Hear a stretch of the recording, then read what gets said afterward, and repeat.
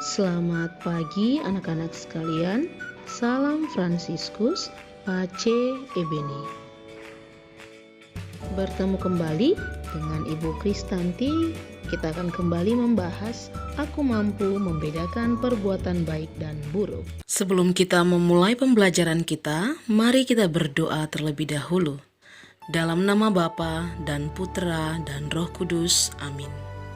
Ya Tuhan, terima kasih atas pengetahuan yang telah Kau anugerahkan pada kami. Bantulah kami agar dapat menggunakan pengetahuan tersebut untuk memahami segala yang baik dan buruk, sehingga kami mampu menentukan hal terbaik yang sesuai dengan kehendak-Mu. Amin. Dalam nama Bapa dan Putra dan Roh Kudus. Amin. Nah, minggu kemarin kita sudah belajar tentang perbuatan baik, di mana perbuatan baik itu selalu mendatangkan kebahagiaan dan damai sukacita, serta hal positif yang didapat dari berbuat baik. Dan juga kita belajar tentang perbuatan buruk, di mana perbuatan buruk mendatangkan kerugian dan kebencian pada orang lain dan diri sendiri. Sekarang, Ibu akan bercerita tentang kehidupan Santo atau Santa yang selalu berbuat baik bagi orang lain.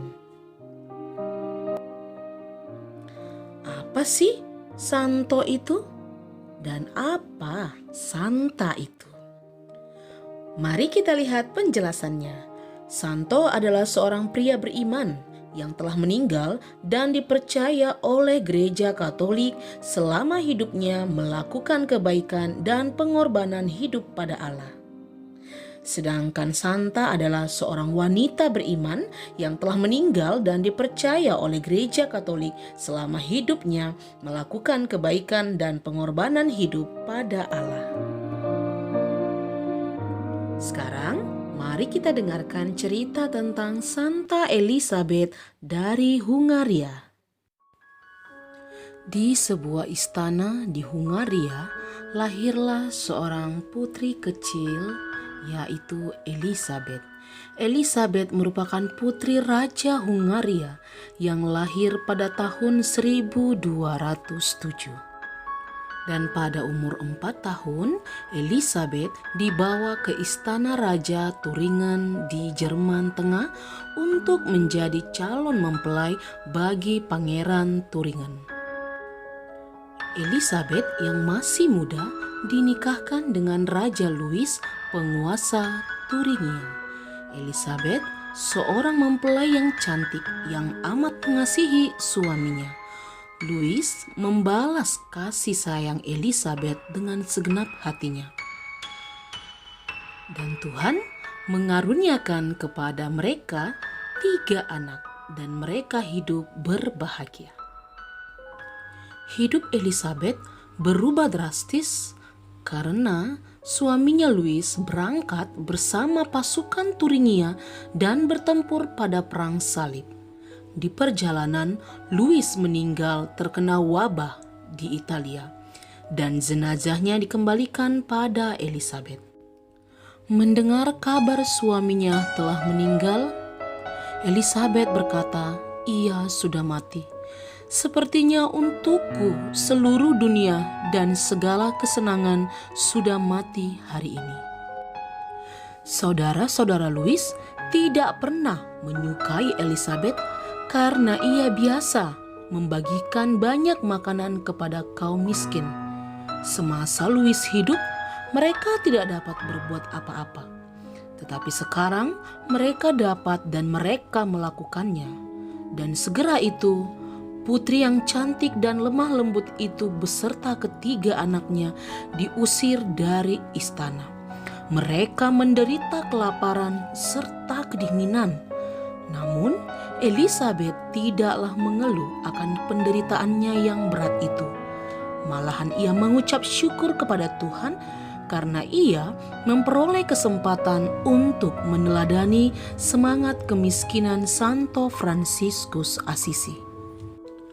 Sanak saudara Elizabeth datang menolongnya. Ia beserta anak-anaknya mempunyai tempat tinggal kembali. Pamannya menghendaki agar Elizabeth menikah lagi karena ia masih muda dan menarik. Tetapi Elizabeth menolak. ia telah bertekad untuk mempersembahkan dirinya kepada Tuhan. Kemudian, Elizabeth bergabung menjadi anggota Ordo Ketiga Fransiskan dan membangun sebuah rumah sakit di Marburg untuk orang miskin dan sakit dari semua harta yang tersisa. Ia menghabiskan tahun-tahun terakhirnya hidup dengan melayani mereka yang sakit serta miskin.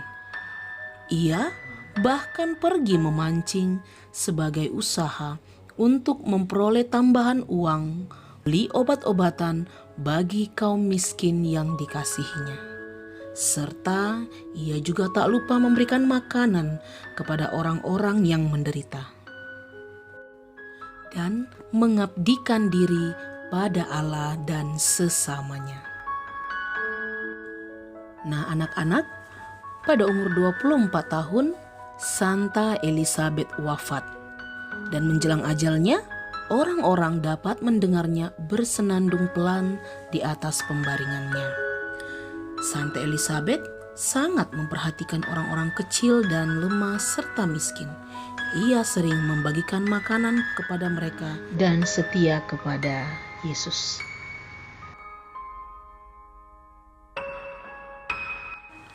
Mengapa Gereja Katolik memberi gelar kepada Santa Elizabeth dari Hungaria sebagai seorang santa adalah karena ia mempunyai cinta kasih yang amat besar bagi kaum miskin. Dan sebagai pengikut Kristus, kita pun dipanggil untuk bergerak melihat penderitaan sesama.